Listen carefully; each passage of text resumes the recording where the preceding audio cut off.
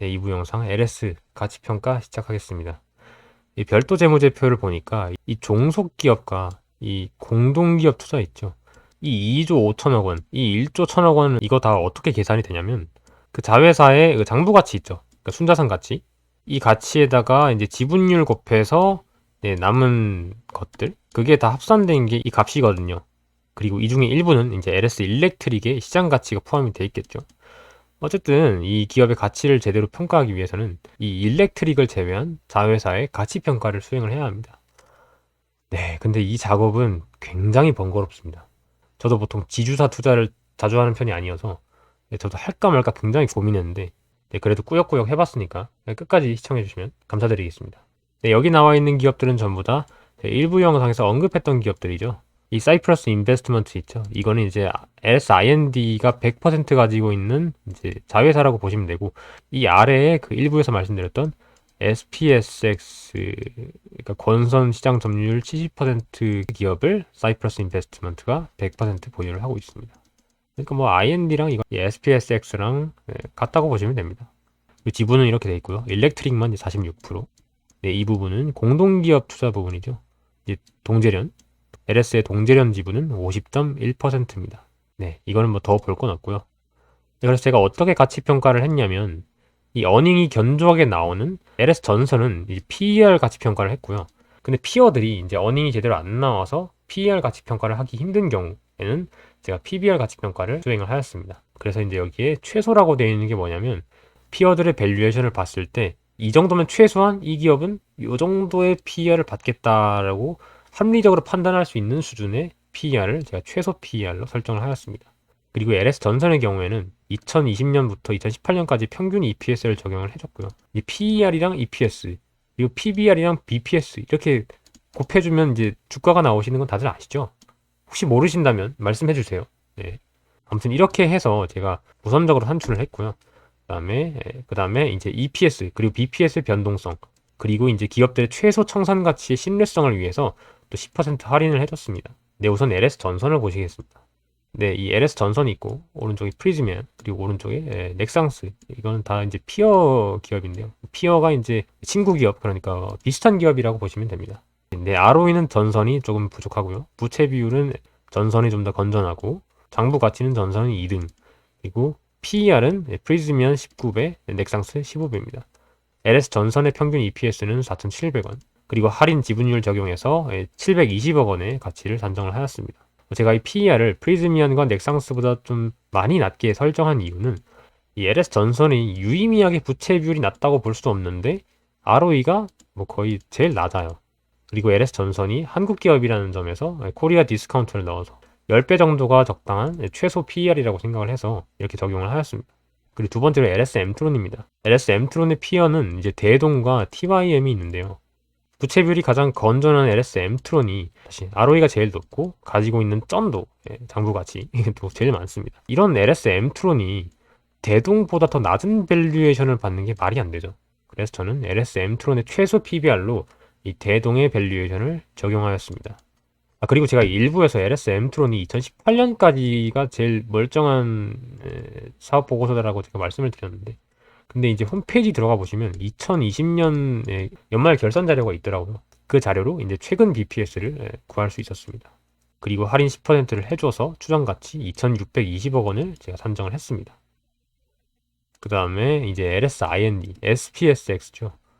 이 IND의 피어 기업이 제가 휴스턴이라고 적어놨는데 풀네임은 휴스턴 와이어 앤 케이블이고 근데 이 기업이 작년 6월달에 인수를 당해버려서 최근 자료가 사실 없습니다. 2021년 1, 4분기까지는 자료가 있어요. 이 휴스턴을 이 옴니 케이블이라는 회사가 이제 인수를 했는데 그 인베스팅 사이트 아시죠? 네, 그 사이트 들어가시면 이제 이 휴스턴의 과거 재무제표를 볼 수 있는데 당시의 PBR이 이제 1이었습니다.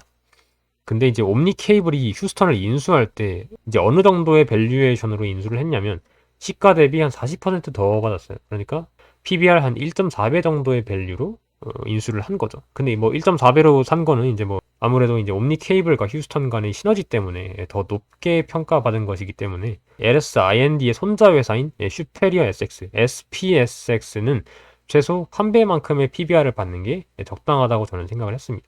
제가 말씀드렸죠. SPSX는 최근에 흑자 전환을 했다고요. 그래서 이제 재무상태표 보시면 지배주주 소유 순자산에 이제 굉장히 많은 사업 손실이 있습니다.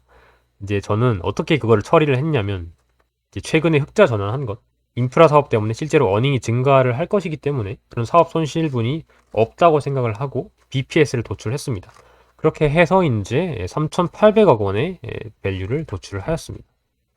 그리고 네 번째로 LS 동재련입니다. 동재련의 피어는 이 퀸슬랜드 알루미나입니다. 동 가공하는 기업의 피어가 왜 알루미늄 가공하는 기업이지? 라고 생각을 하실 텐데 분명. 네.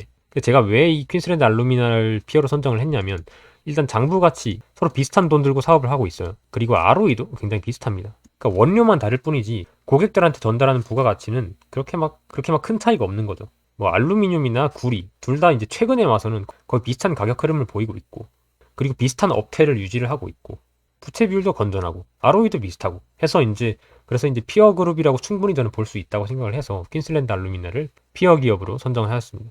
자, 그래도 좀 안 믿긴다라고 생각하시면, 이제 호주 증시에 이 퀸슬랜드 알루미나가 이제 상장이 되어 있는데 AWC라는 티커로 한번 검색을 해보시면 좋을 것 같습니다. 사실 뭐 이 퀸슬랜드 알루미나의 현재 PBR은 2.17배인데요. 사실 LS 동재련도 한 2배 정도 받아도 무방할 거라고 저는 생각했는데, 그래도 이제 한국 기업이고 또 추정의 신뢰성을 더 높이기 위해서 1.5배 정도가 적당하다고 저는 생각을 했습니다. 여기에도 할인도 해줬고요. 지분율 50.1% 해서 추정 가치가 1조 4,850억 정도로 저는 계산을 했습니다. 이제 합산을 해주겠습니다. 네, 이게 최종적인 결론입니다. 매우 이제 보수적으로 추정을 했죠, 제가. 네, 실제로 제가 이렇게 지분율을 고려해서 추정 가치를 다 반영을 했고요.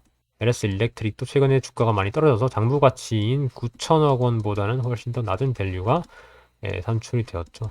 그래서 이 추정 가치 합계는 2조 9,380억이고요. 그리고 이 지분의 장부 가치는 3조 6,250억 원 정도 됩니다. 뒤에는 제가 다 절삭을 했습니다. 안중류에서. 그래서 이제 제가 화승인도 할 때도 뭐죠? 이 양도세를 차감해줬죠. 네, 세금을 고려하지 않은 상태에서 PBR을 도출을 해버리면 0.81이 나오는데, 이거는 굉장히, 이거는 어떤 행위냐면, 이제 어닝을 보는데 세후 단기 순이익이 아니라 세전 단기 순이익으로 기업 가치 평가를 하는 거랑 똑같습니다. 네, 의미가 없죠. 뭐 EBT인데 뭐 큰 의미가 없어요. 뭐 노플렛도 아니고 굉장히 뭐 의미가 없어요. 그래서 네, 이 양도세를 차감을 해주면 0.61 정도의 밸류에이션이 나옵니다. 그리고 현재 PBR은 0.43이거든요. 그래서 이제 이거를 주가로 환산을 해보시면 이제 79,360원 정도가 나옵니다. 현재 주가는 54,000원이고요.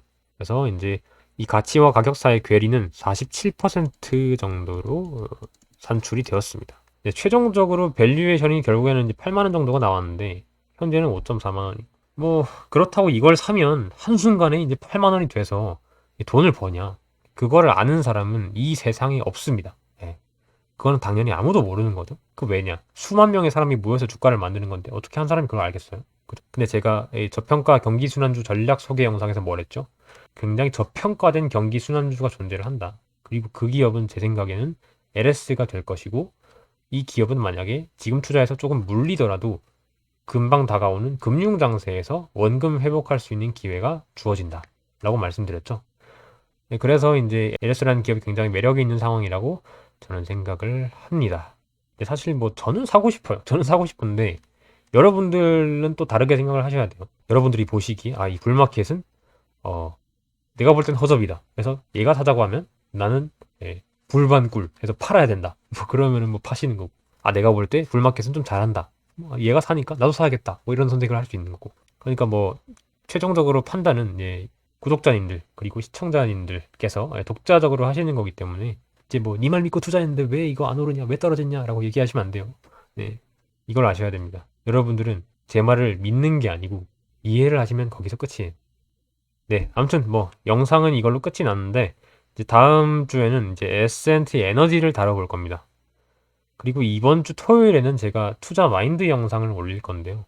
저번 주에 LG 엔솔 내용 흡수하시느라 좀 힘드셨을 거니까 좀 쉬어가는 타이밍을 좀 가지도록 하겠습니다.